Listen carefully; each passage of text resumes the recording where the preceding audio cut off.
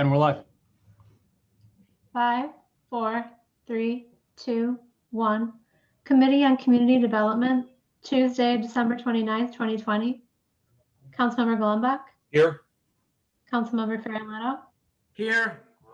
Councilmember Rivera. Councilmember Scanlon. Present. Councilmember Wyatt. Here. Council President Pridgen. Here. Councilmember Bowman. Present. Councilmember Nowakowski. Present. Councilmember Wingo. Present. Quorum is present. Okay, I believe we're going to have a motion to take, is it item number 8? No, motion to take item 9 out of order. Motion is to take item 9 out of order, seconded by Council President Pridgen. Item number 9, Narcotics Vice Unit shift change. Items open. This item is open. Mr. Scanlon has the floor. Thank you, Mr. Chair. I filed a letter which I wrote to the Buffalo Police Commissioner at our last meeting in regards to some information that was brought to my attention regarding a decision the Buffalo Police Department has made to move its narcotics and vice squad detectives to a straight days format. Considering the increase in crime we've been experiencing, I was immediately concerned. I just wanted to know what the thought process was that was going into making a decision like this. At first glance, you would think, your narcotics detectives, things of that nature need to be out in the streets at night when things may be taking place. As we all know, those who are trafficking in drugs are not working a straight day shift. So I sent this letter to the commissioner, asked that he or a representative appear at the meeting today. I believe we have Deputy Commissioner Gramalia with us. And I just was wondering if the Deputy Commissioner could either confirm or deny that. And if so, if that is the case, let us know what the thought process was behind making a decision like this. Yeah, good afternoon, Council. Thanks for having me on. So 2 times a year per the collective bargaining agreement, the Commissioner has the ability and the authority to realign manpower or make changes to manpower. So given the January alignment, the Commissioner has made the decision to take the narcotics personnel off the afternoon shift and put them on the day shift. There's numerous reasons for this change. One of those is it goes part and parcel with a process that began a year ago. It was December of 2019, where we started to evaluate. We did a comprehensive review of our narcotics search warrants and the type of investigations that they were conducting. So it started with the implementation of body-worn cameras. We were putting in place that any search warrant entry, narcotics detectives must wear a body camera. We also went over the entire search warrant process and wrote an entire new standard operating procedures to include a lot more safety mechanisms. But what we're looking at also in this process is to put more effort in larger investigations. We're looking at the higher level dealers, long-term investigations, and getting the larger supplies. Doing the constant hits and getting much smaller amounts, it's not serving us any good. We want to go after the larger hits. What we see in working with our partners, the Sheriff's Department, the State Police, and the DEA all have their narcotics detectives working a day schedule. That does not mean that we're out of the business at nighttime. Our narcotics detectives, when needed, will still come out when called, when needed. Narcotics detectives do not respond to in-progress calls like a patrol officer would. Our patrol force is obviously still dealing with the 311 complaints, the neighborhood complaints, and handling all those lower level narcotics situations. Our district chiefs, working with our community police officers, are handling those complaints to work on orders to vacate when that becomes necessary. But if patrol officers come across an incident that requires narcotics investigators to do a follow-up investigation, we will either call them out if and when needed at nighttime, or they will certainly pick it up, when they come in during the day. But we're still going to be vigorously pursuing narcotics investigations. We feel that it's going to be a much better use to deliver better service and maintaining a more cost-effective budget. So obviously, if you're shifting narcotics detectives to days, you don't obviously want any nighttime activity to balloon. So you will utilize those detectives where needed to kind of curtail that behavior. Yeah, absolutely. We have called out detectives, narcotics detectives, at times when patrol comes across something that is certainly out of their scope or larger for them. If they've come across a drug house that definitely needs follow-up, we've called narcotics detectives in on overtime. But it's better, more efficient use of their time to put everybody together, have more manpower at it, and call them out when needed, at nighttime or even on a day when they're off. Okay. I have a couple more questions, but I know some other council members have some as well. I'll come back at the end. Okay, Mr. Rivera? Thank you very much. Deputy, if you're a drug dealer in the city of Buffalo and you're very sophisticated, and you know that our detectives are going to be working days, I think you're going to have a huge spike in drug activities in the evening hours. Drug dealers are very sophisticated, and I think you know that.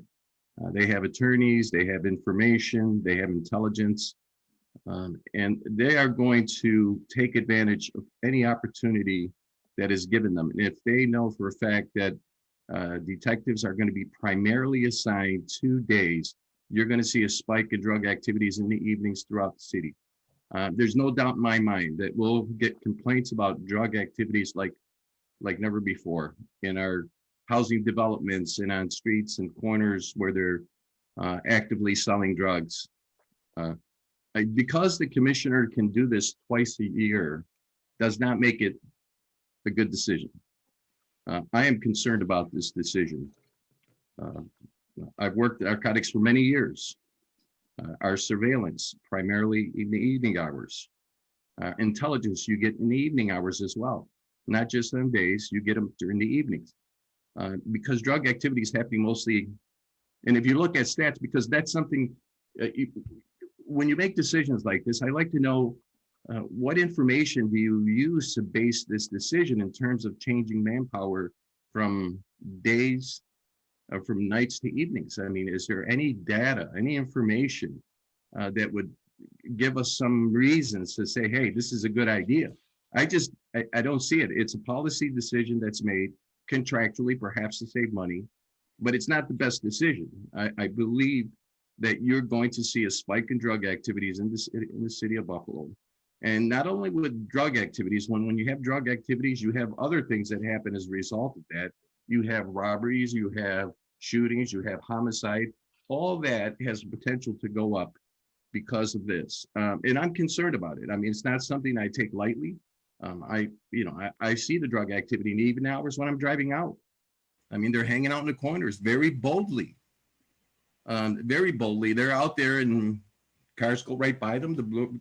The white and blue cars or the black and white cars, they just drive by, and they just stand there and they sell drugs at 3, 4 o'clock in the morning. That's what I see in the district that I represent. Late in evening hours, in front of a bank, in front of liquor stores, in front of delis, on street corners, in the evening hours. That's what I see. So I think it's going to have a great impact, a negative impact on a spike in drug dealing in the evening hours. The fact that we're even talking about it gives them an opening to say, hey, Buffalo Police Department, they're going to close shop in the evening hours after 4 o'clock. If you're going to do something, if you're going to get busy, if you're going to traffic, this is the best time to do it. So I think I wish we had more discussion on this and we had more data other than a contractual thing or the fact that we can change it twice a week. I don't think it's enough. We need more information, and certainly I think that you're going to get more calls from us complaining about drug activity in the evening hours. Thank you.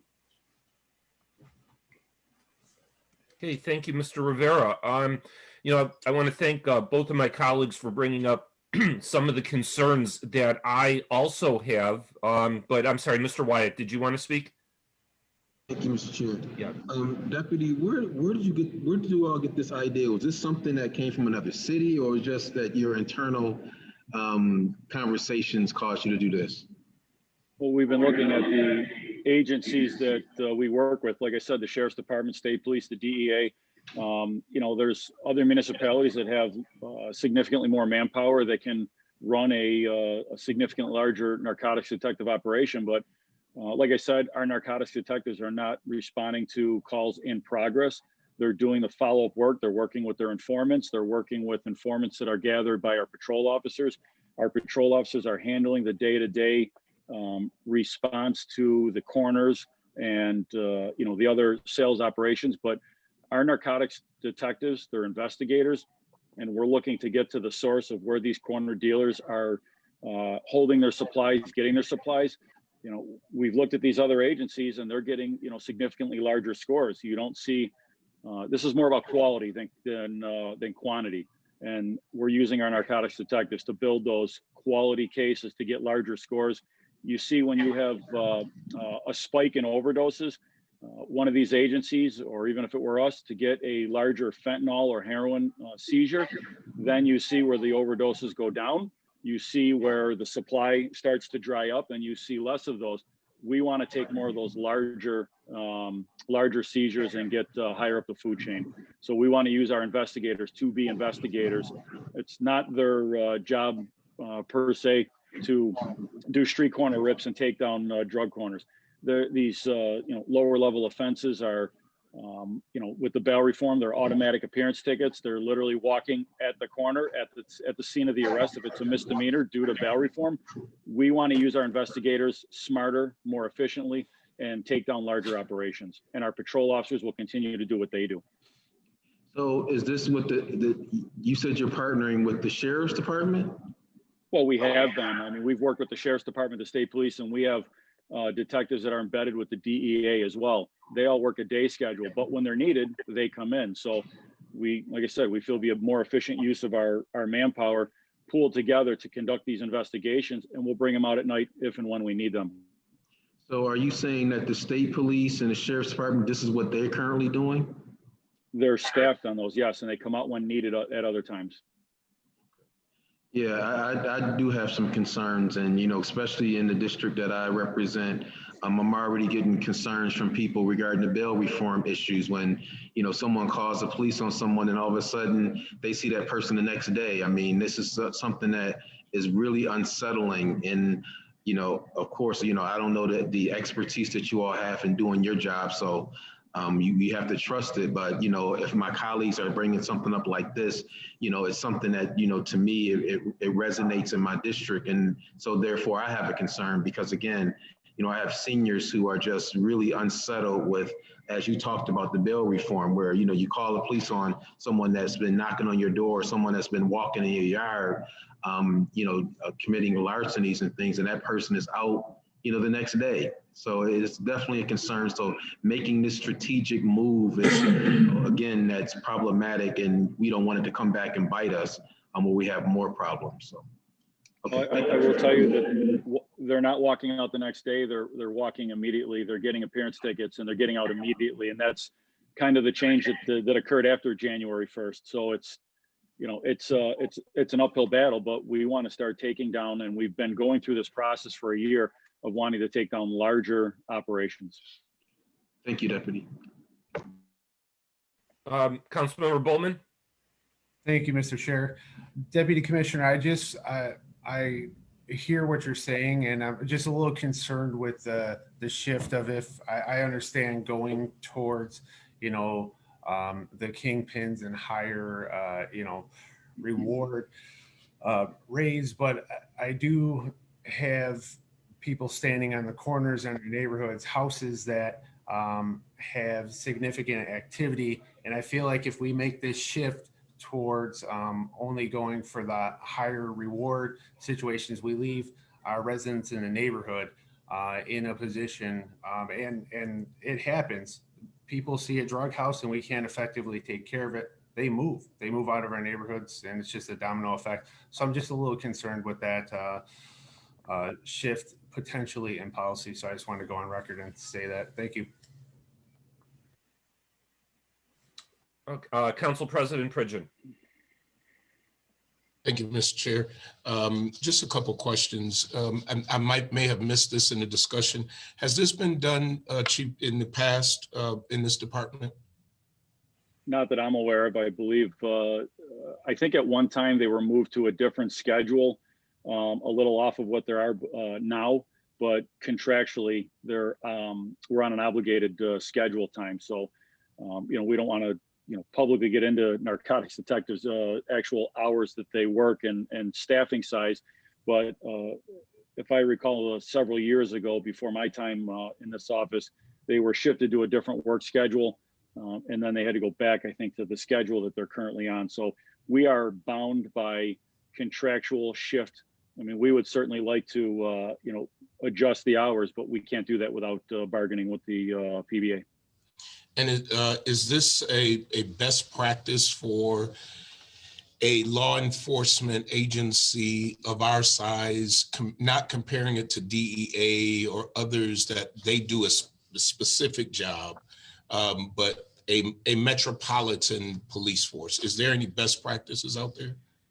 Well, it comes down to what type of detective, units you want. If you want the, the kind of the quick hitting, there used to be in Buffalo, there was the detectives that did narcotics work that were hitting those street corners and taking down corners. And those were the quick hits that were quantity, not quality. But you always had, and in Buffalo, you had the narcotics detectives that did the long term that, would spend many months working investigation, and they would get significantly large seizures. At this point right now, we don't have the manpower to have that dual, that dual practice. So we're using our manpower for that larger scale operation. I think what we just discussed, due to bail reform, if we're sending people out, taking down street corners, detectives taking down street corners, they're walking immediately on appearance tickets due to bail reform. But don't forget, we have our patrol officers that are, controlling these corners, working the drug dealers. We need to get into the homes of where they're storing their drugs, where they're getting their supplies from, and take those supply chains down. And that's what our narcotics investigators are tasked with doing. And my last question is, how is it going to be measured whether this move is effective or not effective? Well, we want to see the quality of the investigations and the quality of the scores. We want to see, are we getting? Certainly, we realize we're going to have less arrests out of the narcotics division for the smaller amount of smaller quantities. We are looking for getting larger scores. We want to build better investigations. So will there be a measurement tool, or will it just be kind of, this is what we want to get, but how does that look? Does that look like we're looking for less of the smaller arrests and more of the larger, and we're looking back at it at a certain time, or? Well, we're certainly, and that's why we are where we are now. We've been looking at this for some time, and I think when you're dealing with a large number, a quantity arrest, and they're walking out and what are you stopping? And we have neighborhood drug complaints. We're getting 311 complaints at houses. We're hitting those houses. We're getting small quantities. We're looking to do our best to get an order to vacate, and they're getting evicted, and they're going in the next block, or they're going on the next block, or they're sometimes even going next door, and it's like that chase. So again, we want to build better investigations. We're still going to use our CPOs. Our district chiefs are still going to be on these, looking for the avenues to get orders to vacate, to get drug dealers out of homes. We just want to be more efficient with our use of our investigators. Thank you, Mr. Chair. Mr. Rivera. Thank you. Commissioner, the DEA does large investigations. They go after the kingpins. They go after the big guys. And we knew this for a long time. We've worked with them. We've had task force with them, along with the state police and the sheriffs. That's something that's been going on for as long as I was a detective and I worked in a narcotics unit. That hasn't changed. What concerns me is the fact that we're going to leave the time of the day wide open for drug dealing in the city of Buffalo. And that is going to escalate not only in terms of drug activity, but other crimes that occur as a result of the drug trafficking that goes on, which includes shootings and homicides. There's no doubt in my mind that this is a monetary issue. This is not a policing issue. I think this is a way to save money, to save overtime, at the expense of all the people that call our councilmatic offices to complain about drug houses in their districts, on their blocks. What I find in my district is, Mr. Rivera, I got to leave here because there's a drug house in the middle of the block, or there's shootings going on at night or in the evenings or in front of a bank. They're even scared to go to do their banking in front of banks because of drug activity in the evening hours. Those are the complaints. When people call me up and I ask them for information regarding the type of drug activity that's going on, I ask them a lot of questions. Well, tell me the hours of operation. Give me a description of the house, description of the suspect, so I can give this information to the narcotics unit so that the narcotics unit can set up some kind of surveillance and perhaps execute a search warrant. The fact that the system is not working for us, we can't stop enforcing the law. Because of bail reform, because of all the things that are going in and out of, you still enforce the laws that are on the books. This is a monetary decision. And I think it's unfortunate for the city of Buffalo. And I think we're going to pay a price for that. I am totally opposed for it. And I just opposed to it. And I just want to go on record that I am totally opposed to it. And I hope that the commissioner reconsiders. I think this is a terrible decision on behalf of the residents of the city of Buffalo, and particularly the residents that I represent. Thank you. Mr. Scanlon? Well, sir, if I can address I'm that. sorry, Chief. At no point did I say that we were not going to enforce laws. At no point did I even allude to the fact that we were going to let anything slide. And quite the contrary, our patrol officers do a significant amount of work and invest a lot of time in going after these drug houses, these drug corners, these drug dealers. We need the resources and the tools and the investigators, the investigations to go after the people that are supplying them. I'm not happy about bail reform. I've been on the record about that. I'm not pleased that felony weight drug offenses, judges don't have the authority to set bail on, that they are being released on their own recognizance after being arraigned on those felony cases. I'm not happy about that either, but at no point would I ever suggest or allude anything that we would stop or not enforce the laws. That information that comes from our patrol officers that come from those 311 complaints, they're not only routed to our narcotics division, they're also routed to the affected district so the district chief can effectively deal with those houses. They can make arrests on people coming out of those houses and look to gain further intelligence information to pass on to narcotics so that they can get the information that they need to get a buy and ultimately serve a search warrant and try to take that house down and then work their way up the food chain. Our patrol officers are absolutely dedicated to continue the fight on drugs. I'd like to respond to that. Mr. Rivera? Chief, if you don't mind, may I respond to it? Chief, the patrol's officers stand out like a sore thumb. A drug dealer sees them a mile away. They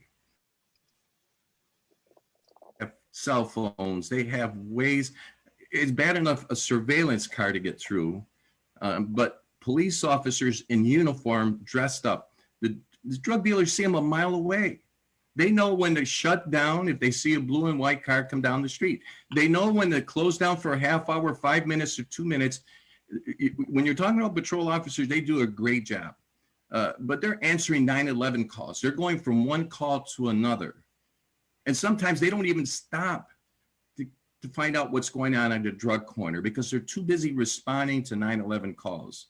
So I know I don't want to discredit the patrol officers. It's just the nature of their job. They're answering 911 calls. They're in marked units, dressed in uniforms, unlike undercover narcotics officers in plain cars that are going in there and with informants, doing surveillance. It's totally different. The patrol officers and the detectives are two different units. I give credit to the patrol officers that that at times have the ability to stop when they're not answering 911 calls. And that is fine. But for the most part, drug dealers are very sophisticated, and they'll see a blue and white, and they have ways of communicating with each other when things are, when to shut down, when to let it go. And the same thing is going to happen when we change the shift. They're very sophisticated, and they know right now, they're probably watching us on Facebook right now and saying, hey, let's celebrate. Hey, I hope they go on days. This is going to be easy picking in the city of Buffalo in the evening hours. I mean, if they're sophisticated, which they're probably right on Facebook right now, and they know this information, are probably sharing it as we speak. Mr. Scanlon? Thank you, Mr. Chair. Deputy Commissioner, I completely understand the added strain on the police department as a result of the unintended consequences of the bail reform actions of New York State. That's why myself, Councilmember Farrelletto, were adamant that changes be made to that legislation earlier in the year. I 100% appreciate that, and I understand that. Also, cracking down on these large-scale distributors, I couldn't be more in favor of it. In particular, the fentanyl dealers who are out there and there's no way of sugarcoating it. They're dealing death. It's straightforward. They are dealing death. I would like to see these large-scale distributors taken off the street, obviously. I think the council president brings up a very good point in how you would be able to report back to us the success that you're seeing. Obviously, you can come and provide, we made this bust on X, Y, and Z street. But does someone else, and again, excuse my, the fact that I'm not that well versed in it, but does someone else slide in and just start doing that? Or is it you able to take them off the street permanently and build from there? I'd be really interested to hear how you can report back to us not just the single busts, but the long-term continued success. Sure, absolutely. We are constantly measuring and looking to see what we're doing, see what's effective, see what's not, and within the confines of the collective bargaining agreement, we make changes where we can and when we can. Sure. But we will certainly, continue to evaluate, like we have been, and report back, how things are progressing.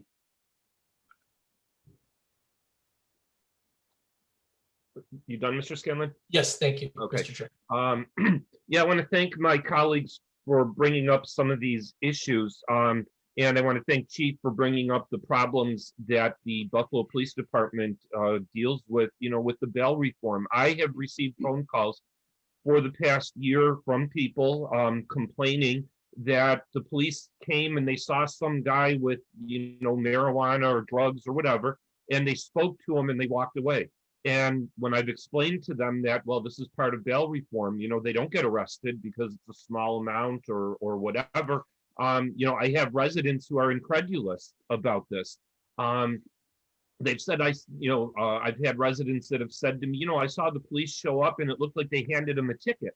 And they said, so you break the law and you get a ticket?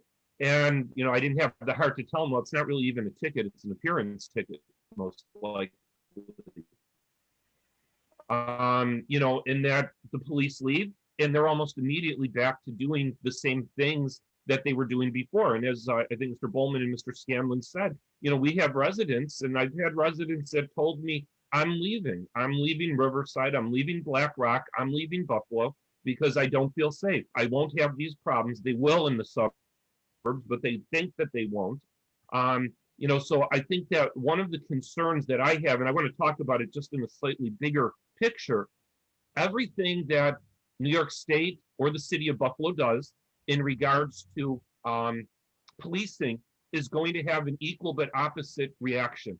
I have had this past November, December, an increase in violent crime in the North District. I have had several handicapped people who were attacked in a part of my district over several days.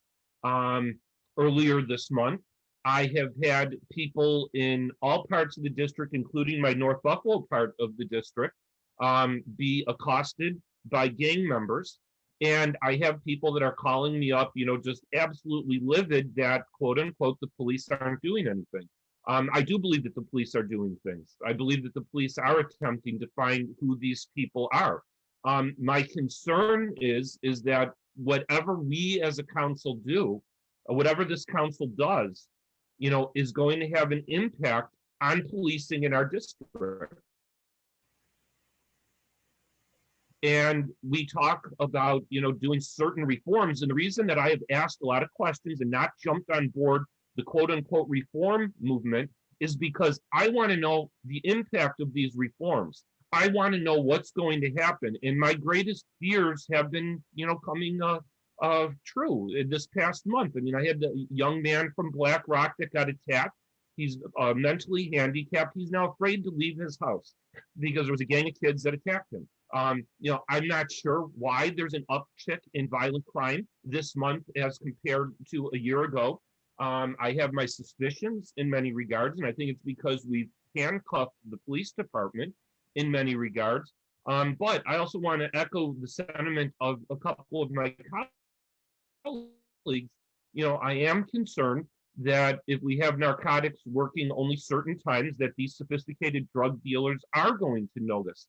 I think that they sit there and they rub their hands with glee when they see certain quote unquote reforms that are taking place. And I'm sure Mr. Rivera was right, that there are people watching Facebook right now and they got a big smile on their face because they know that they're going to be able to get away if they shift some of their operations to other times. Now, I also understand, Chief, that it doesn't mean that the Buffalo Police Department and the agencies that we're working with are ignoring the other 16 hours or whatever during the day. I know that we're also looking at those hours, but I want to be very, very careful to not do anything that handcuffs our police officers more, because I believe that there's a silent majority in the city of Buffalo, and I can only speak for the North District, but I believe it's in the entire city of Buffalo, that wants safe streets. And they want us to give the police officers the tools and whatever is necessary within the boundaries of the law, of course, to make those streets safe so that their handicapped son doesn't have to worry about being attacked walking out of the house, so that the residents on Amherst Street don't have to worry about issues that have been going on there. And I could mention other parts of my district as well. But I want to echo the sentiment of my colleagues. I hope that this doesn't backfire on us. But Chief, I want to thank you for coming in front of the committee and Mr. Pridgen. Thank you. I just got a question to the chief after hearing the chair. Did you make this change based on police reform? No, we did not make this change based on police reform. We made it based on a host of different things. The main focal point of this thing is to go after larger dealers. I mean, we have, if you think about the amount of drug dealers on corners throughout the city of Buffalo. I got it. I just wanted to make sure, because I want to make sure we're not mixing two things here. The police reforms and the calls for a different way of policing have nothing to do with this letter that Councilmember Scanlon issued and what we're talking about right now. I don't believe. I could be wrong. This is about the narcotics unit going to days. And I think to include in this conversation about police reform sends out a signal that the narcotics unit going to days is because of police reform efforts, which those two have nothing to do with each other, according to you, Chief. So I'm a little confused, and I just want to make sure, for the record, I still stand by police reform, but that has nothing to do with standing by or wanting to know why we don't have narcotics officers or detectives during the night and having that discussion. I think mixing those two unfortunately muddies the water over what the issue is in front of us right now. Because the issue in front of us, I haven't heard anybody say that this was a change because of police reform, or this was a change because of, you mentioned about the bail reform. It is what it is. At the end of the day, it still doesn't take away a detective's need to investigate even at night. My personal thing is because same way a patrol officer has to do it naked walk is the same way that I do believe that a detective has then contact and able to see firsthand what's going on. But I just want to be clear that this is not, you did not make this move because of police reform. Thank you, Mr. Chair. Yeah. I apologize if that appeared that I was referring to this as a piece of police reform and not. What my concern is that anytime that there is change, whether it's in preservation, whether it's in police, whether it's in any department, in any piece of legislation that we end up supporting, there is some sort of a reaction to it. That was my point, is that I want to be careful that I'm trying to look at what the outcome is going to be. And I think that my colleagues have a legitimate concern that with narcotics working days, that there could be problems at other parts of the evening and the early mornings. Somebody else had their hand up? No? That was me, but Okay, you Mr. kind of Chairman? touched on what I was going to say. So, Okay, all right. Should we table this? yes, please. Motion to table. Motion to table, seconded by Mr. Scanlon. Chief, thank you for coming in. Thank you, everybody, for having me on.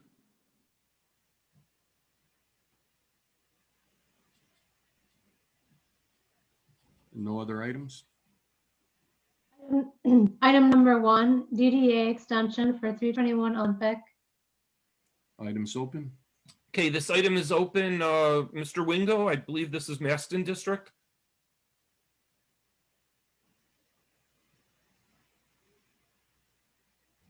Councilmember, you're still muted. Oh, I'm sorry. Can you put the item back up so I can look at my notes over here, please?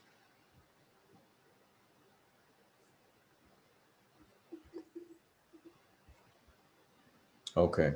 So 321 Olympic, we are, looks to me as though if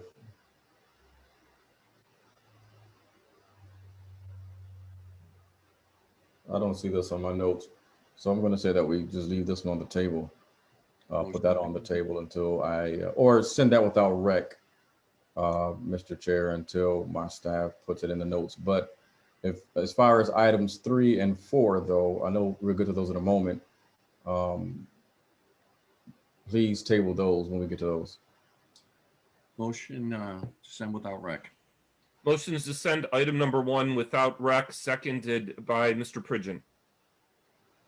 Item number 2, designated developer agreement, Mount Airon, heart of the city. Items open. Okay, this item is open. Do we have anyone here to speak? Reverend Jones or Stephanie Simpson? I don't The see- council staff called me and said they've reached out and they hadn't heard back.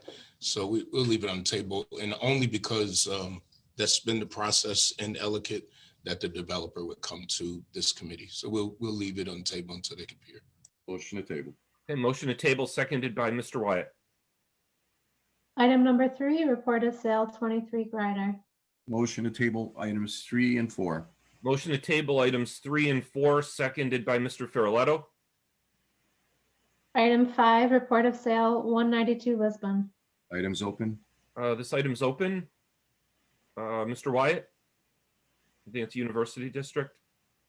There's supposed to be a gentleman online to speak to this. Mr. Wazowski. Okay, I don't.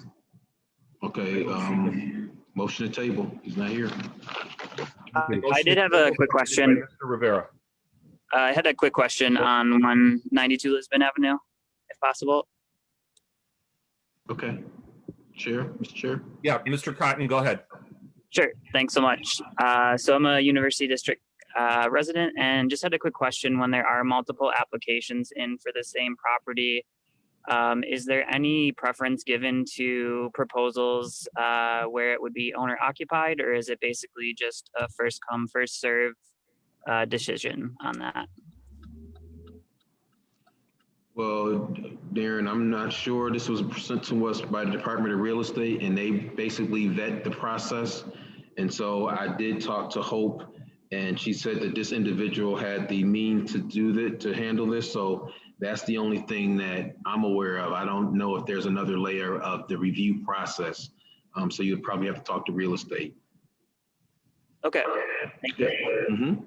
Okay, thank you. Motion stands to table.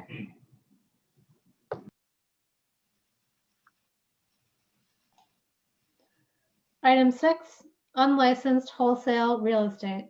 Items open. This item is open. We have Mr. Amos here to speak. I am here. Thank you for letting me appear. So I wrote this, and I had been communicating this idea to both Councilmember Wyatt and Council President. And I think this is something that needs to be addressed and approached immediately based on what it's doing in neighborhoods in the city of Buffalo.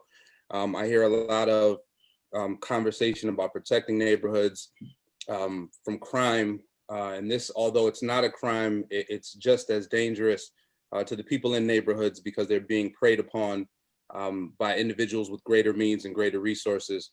So the process is called wholesaling. And I'm sure a lot of you are familiar and you've seen signs in your neighborhood which say call now, cash buyer, we buy houses, so on and so forth. And what happens is after an individual contacts that person or that phone number, they are then given an offer on their property, which is substantially below market value. And a lot of times, because these individuals do not have the ability to approach the traditional financial institutions, because credit scores mainly, they are then preyed upon by these individuals and given up years of equity in their home just simply because they had past due bills or simply because they had repairs on a property that they could not complete, and the city was issuing tickets and citations and they might have been in housing court.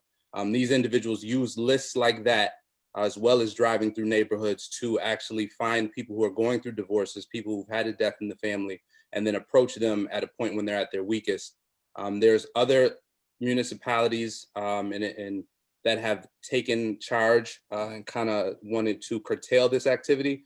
We're talking about Illinois, Oklahoma, even Philadelphia. Legislators went on record and said, we need this legislation to protect homeowners from the targeted, aggressive, and predatory tactics and misleading practices employed to siphon them of their valuable assets, their homes.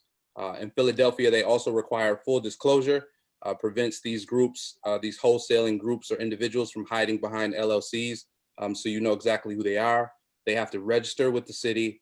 It also requires the homeowners to receive a seller's bill of rights that will explain to them independently how they can research the value of their homes and understand what they're really getting into and what they're giving up. A lot of these people have no idea that they're letting go of a piece of property that they owned ever since it was worth $30,000, especially since we've seen such an uptick and upswing in market prices in the city of Buffalo. This practice has gotten more popular. I've received calls myself, several family members of mine, even in my mother's neighborhood, which is much nicer than mine, signs are going up for people to comment, to call them and get an offer on their homes. Philadelphia has also created a do not solicit list of individuals and homeowners that cannot be contacted by these wholesalers. And like I said, I know it's not as pressing or as visible of a problem as some of these other things that we deal with, the drugs, the crime, so on and so forth, but it's no less serious because as much as we say we want to address certain issues, a lot of that comes down to resources. And like it was, these individuals in Philadelphia went on record to say, these individuals these homeowners are being siphoned off of. And this is years and years of home ownership going down the drain. And this is neighborhoods turning from homeowners to renters, because these individuals who are receiving cash offers, these are not homeowners. These are not first-time home buyers or second-time home buyers. These are all investors. Homeowners don't purchase homes for cash typically. So when they receive these cash offers, these homes are inevitably going to become rental properties. And that's not what we need more of in the city of Buffalo. Yeah, Mr. Amos, I'd be willing to work with you on that. That's been one of my biggest pet peeves. People in my district have seen me. It's actually one of the big jokes in a positive way. I've walked, ridden my bike, or driven my car and pulled up to street lights, street poles, and rip the signs off, because I think that you're absolutely right that they are preying on people.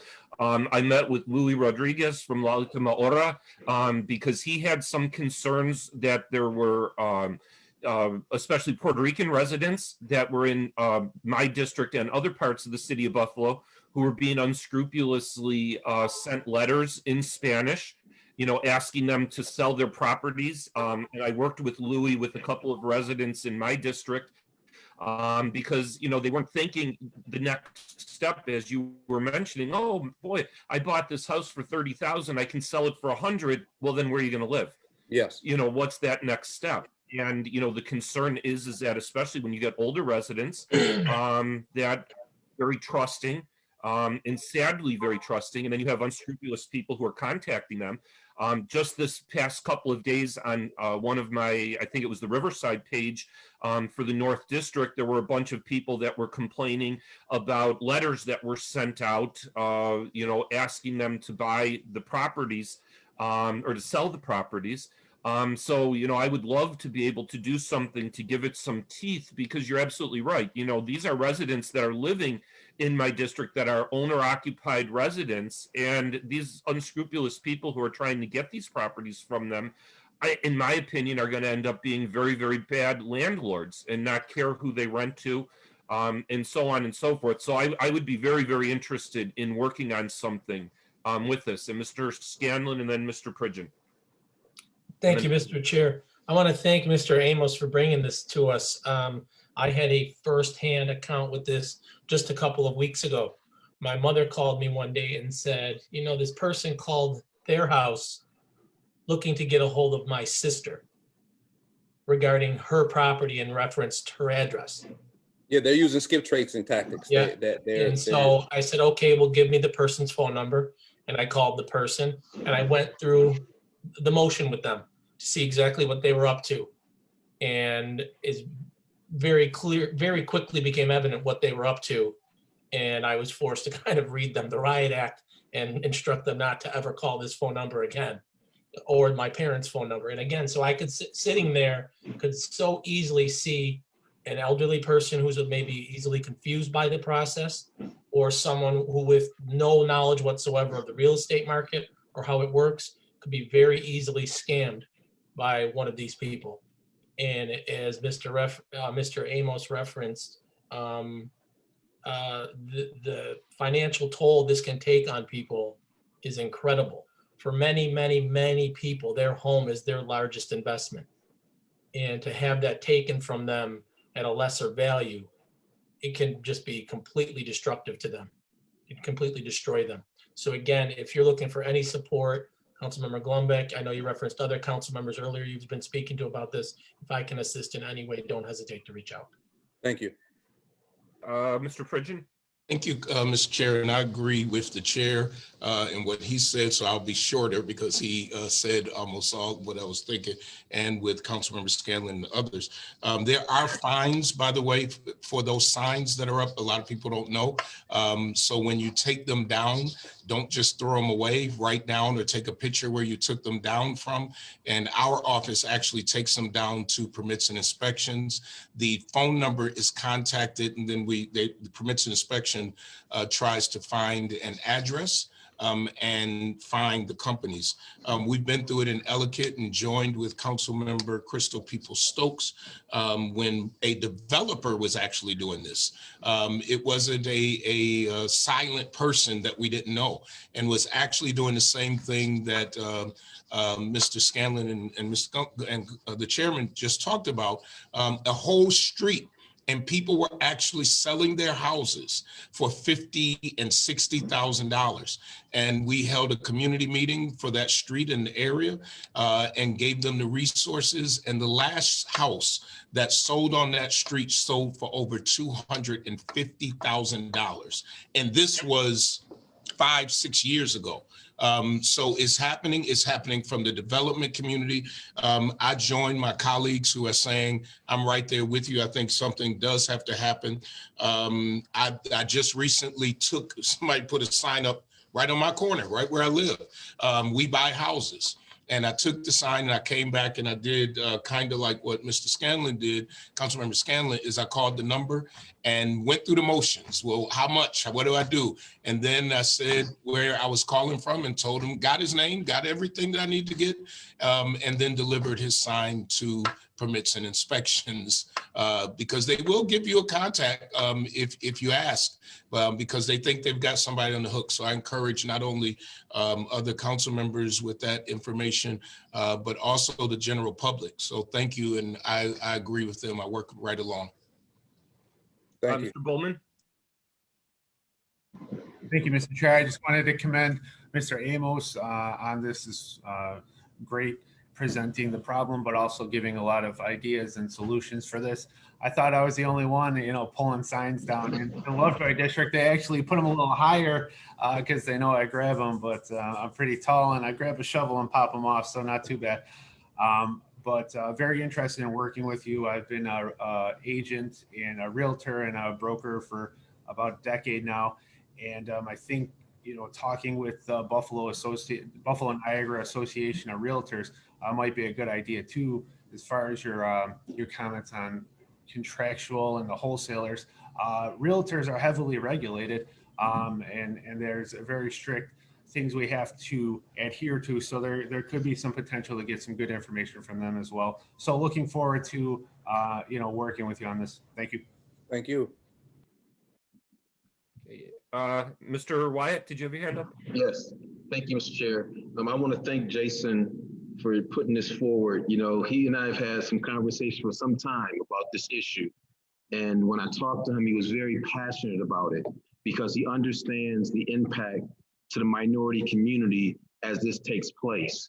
And so I feel for you and I appreciate you being diligent, because you didn't just talk about it and say, hey, y'all need to do something. You talked about it and gave me information and gave us further information how we can begin to coalesce around this and look at creating laws that can assist us. And I mentioned to you, Council President had went through with the fruit belt.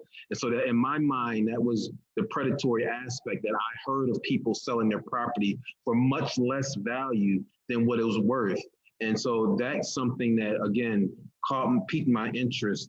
And I want to look at and work with our council staff and look at the legislation that is done in Philadelphia, which is comparable city, and what we can legitimately put in place to address this. But the other piece that is important to me, especially in my district, is I want to educate many of our folks and our seniors and sending out information so they are aware of it, because a lot of them don't know that they have other options. There's a lot of information out there, especially with the issue of COVID and the reforms that are taking place now, that people should be aware of, that they can get assistance. Even right now, and I know that the governor has extended the rent issue, but there's people who own that now are not getting rent, and probably are a great deal of many pressures are under the, on them right now. So how do they deal with it when they can't get rent? So we want to help them and get them information so that they're not selling their houses for pennies on a dollar when they can definitely get more if they understand the system. So thank you, Jason, for being diligent.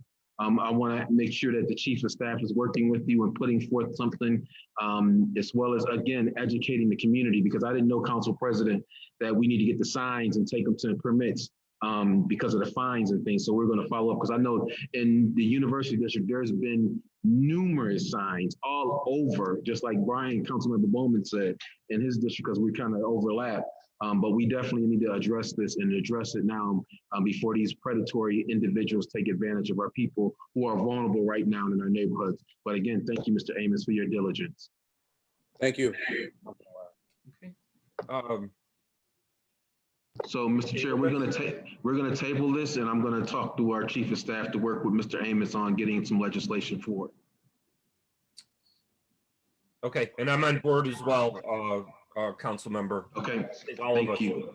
So motion to table seconded by Mr. Rivera. Item 7, operations and functioning of housing court.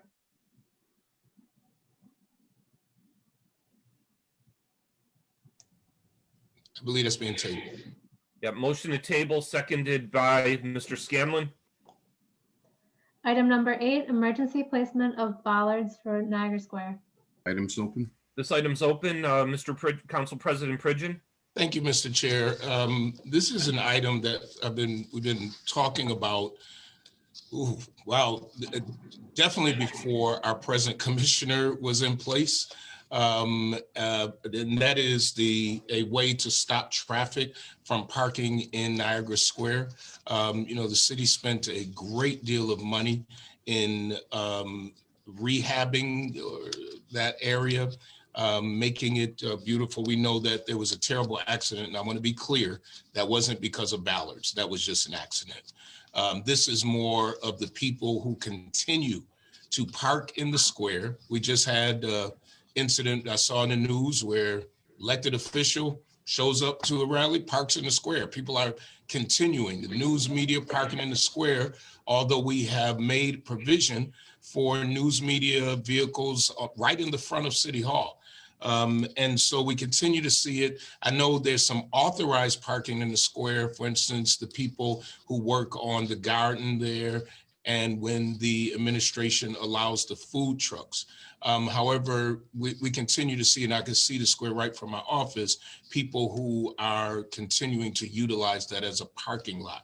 I was told a couple of years ago that we would have something in place, and to this moment, we still do not. So just want to know where we stand on that from the commissioner, Mr. Chair. Okay, Commissioner Finn is here, and you have the floor, Commissioner. Thank you. Commissioner Mike Finn from Public Works. Council President, you're correct. This has been something that our department and your office has been working on, including the parking department. We've made some headway over the years, particularly with the media. I found that they, after being contacted by our communications office, was happy to utilize the parking adjacent to City Hall. As far as continuing to move forward with this, what I'd like to propose is, we already have in place a evolving project, I'll call it, to rehabilitate the McKinley Monument from the damage that was caused by both the vandalism that was occurring last summer, as well as the crash incident that you mentioned on Thanksgiving. As part of that, we could evaluate the proper installation, both from a safety standpoint and from a utilization standpoint. You did mention the positive access that we would still like to be able to maintain to the square. For the volunteers, absolutely, I think they do a wonderful job maintaining the square. I believe that Food Truck Thursday is a positive thing for everyone, and I think that we can make this all work together.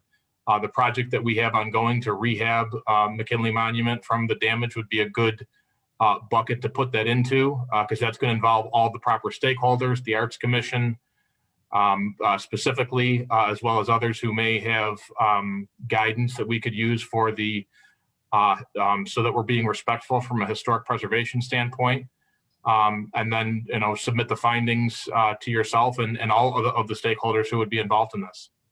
Yeah, I appreciate that. I'm sorry, Mr. Chair. I appreciate that. I've been hearing it now for 5 years. Can you give a timeline of when all these stakeholders would get together? Because my fear is we're going to continue to repair the square. We're going to continue to do things to the square, and then we're going to continue to make it a parking lot. The news media, like you said, once you all did get in touch, I don't see it as much, but I have seen from my window, even people walk over into police headquarters and park in the square. And I think that this just has to stop. I know it might not be the top priority. I think it really should be, because it is the center of when people come into our city, and it shouldn't be a parking lot. Is there any time frame if we table this item? The rehab of the McKinley Monument is scheduled to occur this coming construction season. So, that is the time frame that I can give to you to giving an answer on what's appropriate and what would work best. If that works for your office, we'll have something to you by, I'll say the start of the summer. You want to say June 1st to put a date on it? That's fine with me. That would be wonderful if we can get it in this construction season. I'm publicly begging you that other things would not be put in front of that, considering we've been asking for that for 5 years. And I mean, as far as the reconstruction in the monument area, I know that we had some damage recently. I know that that has to be fixed. I'm okay with that. What I'm saying is as you know, and you were not commissioner, but we spent hundreds of thousands of dollars and continue to spend that money there. And it shouldn't be a place where people go over to police. And there have been some police that have parked there and then walked across, or elected officials, or anybody else. So I'm just asking you publicly so that we are not wasting those dollars that we have put into that beautiful area, that it doesn't continue to become a parking lot. So June is fine. If we make sure we put a note on this, chief of staff, so that we know that commissioner is coming back to us and he's going to have already worked with everybody and we'll come back with a proposal. Thank you, Commissioner. I appreciate it. Thank you. Thank you, Mr. Chair.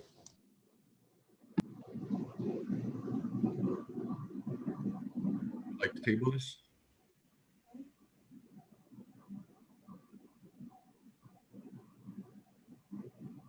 Yes, it could be tabled until June 1st.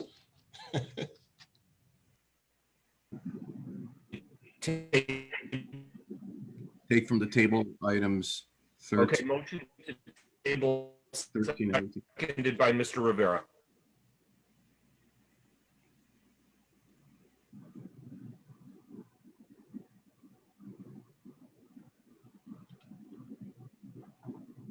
I think there's a Sorry, little. I'm having a little bit of a problem with my connection. I can't hear my colleagues.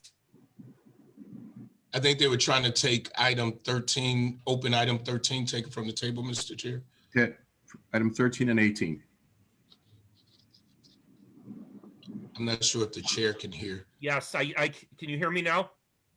Yes, sir. Okay, sorry about that. Yeah, if we could take items 13 and 18 from the table, seconded by Mr. Rivera. Item number 13, property damage from lake surges. Items open. This item is open. Did we have someone to speak on this? Mr. Chairman, we've been joined by Roger Moss to speak on this item. Okay, Mr. Moss, you have the floor. So while he's unmuting, Mr. Chair, this is down at the lakefront. So I meant to hold on to the commissioner, but I see he's gone. Okay. Can you hear me now? Am I unmuted? We can, Mr. Moss. Welcome. Oh, thank you. Good afternoon. I'd like to thank the Common Council President Darius Pridgeon and all the Common Council members for allowing me to express my concerns to the Common Council. So I don't leave anything out, I think I'd like to read the letter that I sent to Common Council President Darius Pridgeon and the mayor.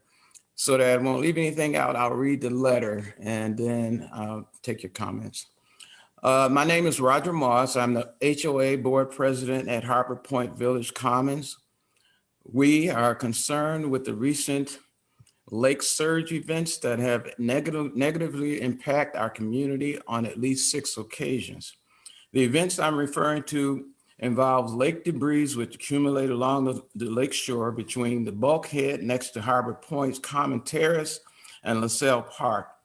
During wind and rainstorms, the lake water pushes this debris into LaSalle Park and onto our property.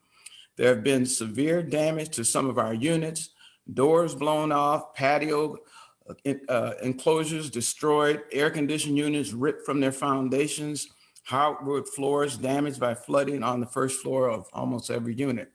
My wife and I, we've lived at Harbor Point for almost 32 years, and we have never experienced lake surges of this kind.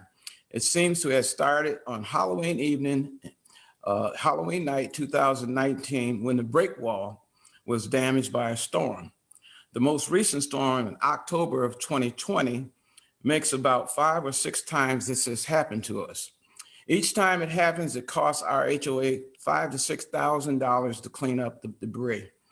Our reserve fund is becoming somewhat depleted because of all these occurrences. Can the city of Buffalo give us any idea as to when the break wall might be repaired, or who is responsible for the repair of the break wall.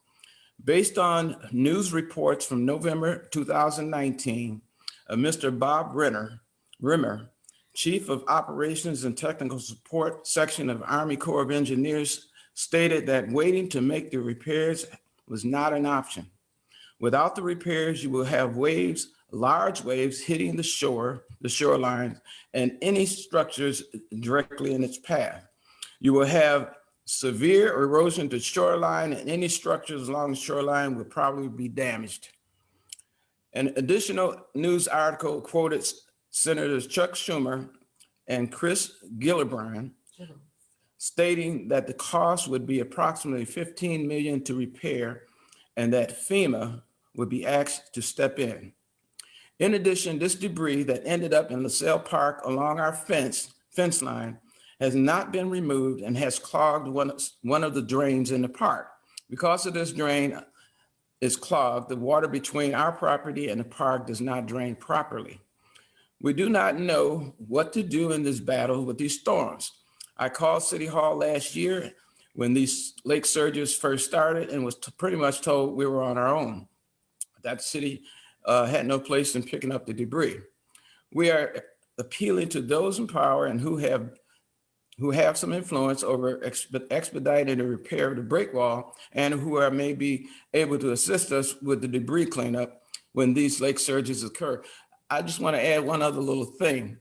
We do have drains on our property, but the lake surges are overpowering our drains, and I suspect because our drains go into the city drain, and the drains are not large enough to hold the water that's coming off of that lake, and then it's going right back up onto our property, coming right back up out the drains. And so I suspect that may be one of our problems here. So I just wanted to bring this to the Common Council. I don't know whether you're able to do anything about it or give us any answers, but because I'm the board president of the association here, I felt I needed to ask these questions so I could take some of the answers back to our property owners here. Thank you. Okay, thank you. Mr. Pridgeon, I see Mr. Finn is here. And I didn't, and I want to make sure Mr. Finn wasn't asked to stay on. But when I saw Mr. Moss was on, I know that he, Commissioner, I believe you're aware of the surges that are happening right now and continue since the break wall has been broken. You're on mute, Commissioner. Yep, there we go. Thank you. Yes, so I'm familiar with the condition that's been occurring on Lake Erie for the past couple of years. The lake is running about 2 feet higher than normal, which is having impacts on a myriad of things. Centennial Park being one of them. I believe the comment was made about the break wall having been damaged in, I think it was Halloween of 2019. The portion of the break wall that was damaged is the recreational path that the city installed over that years ago. That's not part of the Army Corps' protective break wall system. So the short explanation is there that when that is repaired, it won't necessarily make an appreciable difference on what the residents on the waterfront are seeing. This is something that we're in constant contact with the Army Corps of Engineers about. The federal government, Army Corps of Engineers, is the responsible agency for an item like this on an international waterfront. So that's the short answer that I can give residents. I don't have any specifics that I can offer at this time, but I would certainly be happy to engage Mr. Moss and the balance of the residents in that neighborhood to keep them up to date on the progress that's being made with the Army Corps of Engineers, and also directly share their concerns with the Army Corps of Engineers so that they're aware of it. Who am I speaking with? I'm sorry. This is Michael Finn. I'm the Commissioner of Public Works for the city. Yeah, okay. I have another question for you, which has been presented to us, and we don't have any answers to this. Around our property, is what we call the bulkhead. Now, this bulkhead, it holds our retainer wall in place. Our retainer wall is what butts up right against our patios, our common terrace. And these are two separate things. We've been told that the bulkhead is the Army Corps of Engineers' responsibility. Then we were told that our retainer wall is our responsibility. However, this retainer wall starts at LaSalle Park and Harbor Point by the ramp, and it wraps all the way around and goes beyond Harbor Point, and it goes beyond Portside. It goes all the way to River Mist. And so I'm just wondering, was this put in prior to the development of Harbor Point or all of these other properties here? And if it was, who was responsible? Who installed that bulkhead and a retainer wall? They're two separate things. We have no information on that. And because that retainer wall is only so high, it does nothing to prevent the waves from surging over it and right into people's homes here. It's like a lake here. When we have those surges, the water goes all the way to Lakefront Boulevard. You can get on a boat and ride a boat through here. That's how deep the water is. And we've been here 32 years, and it never was like that until last year. Last year was the first time we ever had that. I understand what you're saying about the height of the lake rising is higher than it's been before, but how long has that been occurring? I mean, I don't think the lake changed its height over 1 year. That had to be a gradual increase. And for it to start surging the way it's surging simultaneously with the problem with the break wall leads me to believe that the two are connected. If I'm wrong, I'm not an engineer, but I've been here 32 years and I know we've never had water that came into, I have the unit closest to Lakefront Boulevard, and we had 6 inches of water on our first floor. And never has that ever happened before, not even close. So, I mean, I have to accept your explanation, but it doesn't make sense to me that that could happen so quickly. Mr. Chair, if possible, I know we're not going to solve this in your committee. I think Commissioner Finn has just said he would meet. Commissioner Finn, would you be willing to meet with Mr. Moss and others from the Lakefront Village and Army Corps of Engineers if we put that meeting together? And let's really— Yes, definitely. Yeah, so I would, and I think Councilmember Nowakowski had his hand up. So after his comment or whatever you want to do, Mr. Chair, I'm okay with tabling this, and then let's meet offline and get them together. Okay, sounds good. Councilmember Nowakowski. Thank you, Mr. Chair. This is where Council President and I share districts. And so the break wall is a really big deal to both of our districts, and the growth of all the way from the Old First Ward all the way up to left staff. So I would like to join Commissioner Finn. If Council President, myself, I would like us to reach out to our local delegation, since this is a FEMA issue, and that we do need their assistance. This is a long sustainable thing because more people are going to be attracted to our waterfront. More people are going to want to live in our waterfront. This is just a huge, and this is an environmental thing as well that impacts folks, but it also in the short term impacts residents. So I will set something up offline with Mr. Moss, Council President, DPW, in how we can best address this forward with our federal officials. Thank you. Okay. Thank you. Then the motion is to table, seconded by Mr. Rivera. Item 18, report of sale 308 and 310 Florida. Okay. This is a motion. Oh, sorry. Darius does. Looks like the motion is to approve. That's correct. Okay, motion by Mr. Rivera to approve, seconded by Mr. Pridgen. Mr. Chair, Mr. Scanlon. can we remove item 15 from the table? I'm going. Motion is to take item 15 from the table, seconded by Mr. Rivera. Item number 15, concerns regarding BPS distance learning model and reopening plan. Items open. Item's open and Mr. Scanlon has the floor. Thank you, Mr. Chair. It doesn't appear anyone is here today from Buffalo Public Schools. They were going to report back to us today after our discussion 2 weeks ago about their plan for reopening. Doesn't appear anyone is here.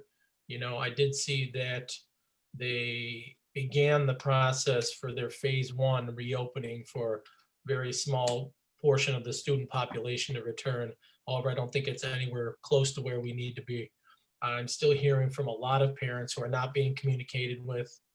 You know, there's a survey that's referenced that apparently went out to gauge the interest of parents returning to school. I don't know if that went out, how it was sent out, what the response rate was. You know, there's questions about those with individual or with IEPs and other plans not receiving adaptive equipment. And, you know, mainly my major question is we sit here on December 29th, 9.5 months after this started, and it does not appear that there's a full-blown plan yet to either a finalized plan to either report back. Let me just jump back a half a step. I've spoken to teachers who still have no idea what's going on, when they're going to be returning to school. So it doesn't appear that there's any sort of plan in place, locked in place to return them either short-term or long-term. It's been 9.5 months. I would thought someone was going to be here today. But again, here we are 2 more weeks, no answers. So I would ask staff to please reach out after this meeting and ask them to appear at the next community development meeting. Okay, we will do that, and we'll table this item. Motion to table. Motion to table, seconded by Mr. Scanlon. No other items? Nope, I think we're done. Motion to adjourn. Motion to adjourn, seconded by Mr. Bowman.